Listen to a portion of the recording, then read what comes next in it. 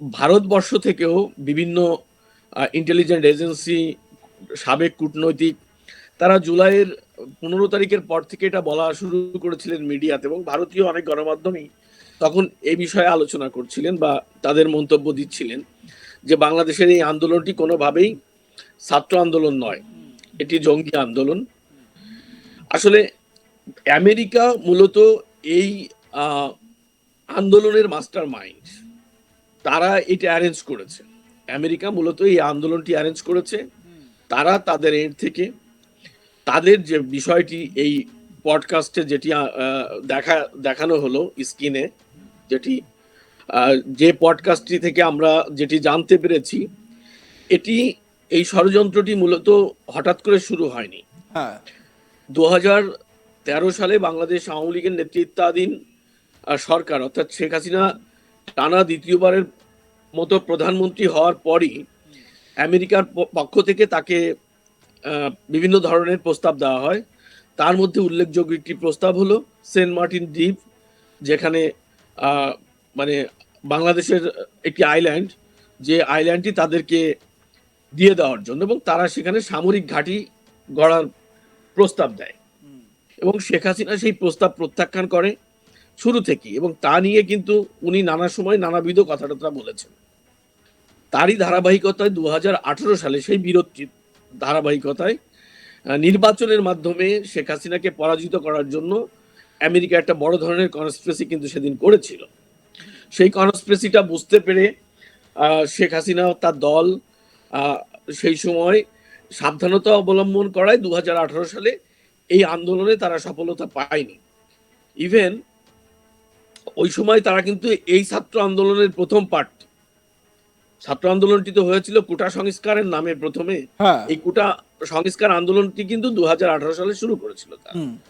তো সেই আন্দোলনটি সফল হয়নি যখন বাংলাদেশের তৎকালীন সরকার, তৎকালীন প্রধানমন্ত্রী এবং ইন্টেলিজেন্ট এজেন্সি তাদের দৃঢ়চেতা এবং তাদের যে ওই সময় মানে কি বলে যে টাইমলি যে ইনিশিয়েটিভটা নেওয়া, সেই বিষয়টি হওয়ার কারণেই মূলত এই আন্দোলনটি তখন সফল হয়নি। কিন্তু আমেরিকা বসে থাকেনি। তারা কিন্তু 2019 সাল থেকে বাংলাদেশের অভ্যন্তরে তারা এই সরকারের পদত্যাগের জন্য, এই সরকারকে সরানোর জন্য একটি পরিকল্পনা তৈরি করে, যেটি ডক্টর মোহাম্মদ ইউনূস আমেরিকায় হিলারি ফাউন্ডেশনের একটি সভায় যেয়ে উনি বলেছেন যে এটি একটি মেটিকুলাস প্ল্যান, এবং সেটি 2-1 দিনে হয়নি, 4 বছর ধরে সেটি এক্সিকিউট করার জন্য 4 বছর ধরে ছাত্ররা কাজ করেছে, এবং তাদের যারা মাস্টার মাইন্ড তাদের মধ্যে একজনকে উনি পরিচয় করিয়েছেন।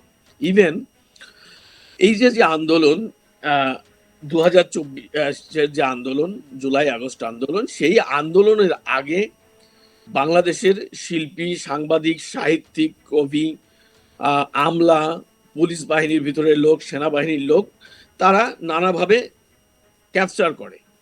তারা অর্থ দিয়ে, সুযোগ সুবিধা দিয়ে, আমেরিকার ফ্যামিলি ভিসা দিয়ে নানাভাবে তাদেরকে করে। ইভেন যারা র্যাপ করে, গান করে, যারা মডেল, হ্যাঁ, এই টাইপের লোকজনকেও এরা টাকা পয়সা দিয়ে কিনে নেয়।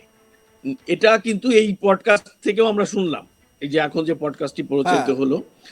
তো এই শ্রেণীর মানুষকে তারা কেনে এবং মানুষের একটা আবেগ তৈরি করে, এবং সবচেয়ে বড় ভয়ঙ্কর কথা সেটি হচ্ছে যে তারা বাংলাদেশের যারা জঙ্গি, বিভিন্ন সময় জঙ্গিপনার অপরাধে যেসব জঙ্গিরা আটক হয়েছিলেন এবং যে রাজনৈতিক জঙ্গি দলগুলো, সংগঠনগুলোকে নিষিদ্ধ করা হয়েছিল, তাদের সঙ্গে তারা একটি সংযোগ গড়ে তোলেন। সেই সংযোগের মাধ্যমেই মূলত আমেরিকার সরাসরি না হলেও আন্ডারগ্রাউন্ডে তারা পাকিস্তানের যে গোয়েন্দা সংস্থা আইএস এর সাথে একটা লিঙ্ক আপ তৈরি করে, এবং আইএসআই এই জঙ্গিদের, বাংলাদেশি জঙ্গিদের এবং এই যারা ছাত্রদের আন্দোলনের পিছনে সবচেয়ে বড় শক্তি ছিল, সেই নিষিদ্ধ জঙ্গিদেরকে ট্রেনিং দেয় এবং অস্ত্র সরবরাহ করে। এটা আইএসআই করে।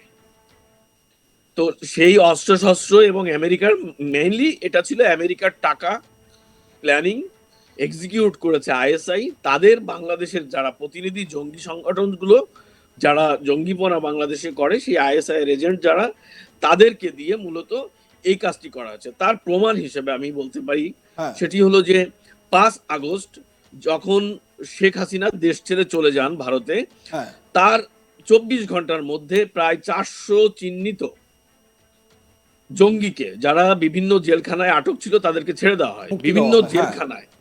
হ্যাঁ, বিভিন্ন জেলখানায় সেখানে তাদেরকে মুক্ত করার জন্য জঙ্গি হামলা চালিয়ে গেট খুলে দেওয়া হয়, অস্ত্র লুট করা হয়। আর তার আগে আন্দোলন চলাকালীন সময়ে তারা প্রায় 400 থানায় আগুন দিয়েছে।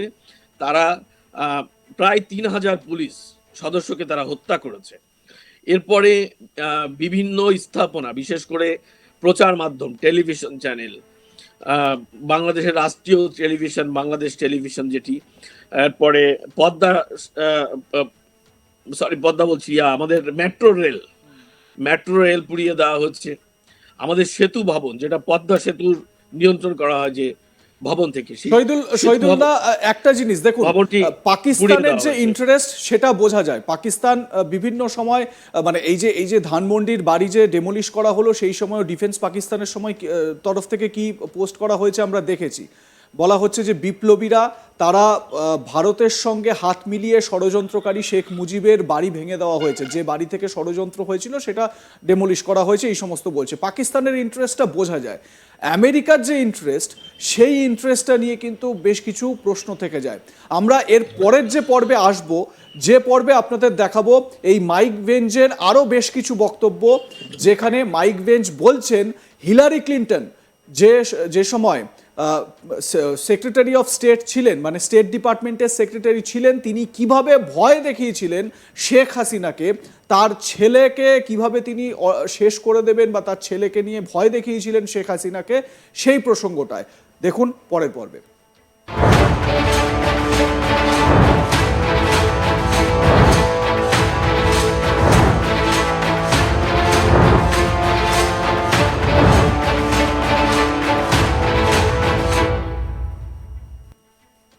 যেরকম আপনাদের বললাম যে শেখ হাসিনাকে যখন প্রথমে স্বভাবসিদ্ধ ভঙ্গিতে আমেরিকা যে সহজ প্রস্তাব দিয়ে থাকে বিভিন্ন দেশের কাছে, সেই রকম প্রস্তাবই দিয়েছিল। সেন্ট মার্টিন দ্বীপ, সেখানে একটা সামরিক ঘাঁটি তৈরি করার জন্য, এবং তাতে শেখ হাসিনা কিন্তু নারাজ ছিলেন, রাজি ছিলেন না, স্পষ্ট না বলে দিয়েছিলেন। তিনি এটা স্পষ্ট করেছিলেন যে বাংলাদেশের 1 ইঞ্চি জমিও বিদেশি কোনো শক্তি এখানে এসে দখল করতে পারবে না, বা এখানে এসে সেখানে তারা সামরিক ঘাঁটি করতে পারবে না। এই জায়গায় শেখ হাসিনা স্পষ্ট ছিলেন। কিন্তু আমেরিকা চুপ ছিল না। সেই সময় secretary of state Hillary Clinton, তিনি তার প্ল্যানিং প্লটিং শুরু করে দিয়েছিলেন। তিনি শেখ হাসিনাকে হুমকি দেওয়া শুরু করেছিলেন। কি জন্য? তার ছেলে জয়, শেখ হাসিনার পুত্র জয়, তার বিরুদ্ধে আমেরিকার যে আইআরএস রয়েছে, ইন্টারনাল রেভিনিউ সার্ভিসেস, সেই সংস্থাকে দিয়ে অডিট করানোর জয়ের বিরুদ্ধে। ভাবতে পারছেন কত বড় ছক?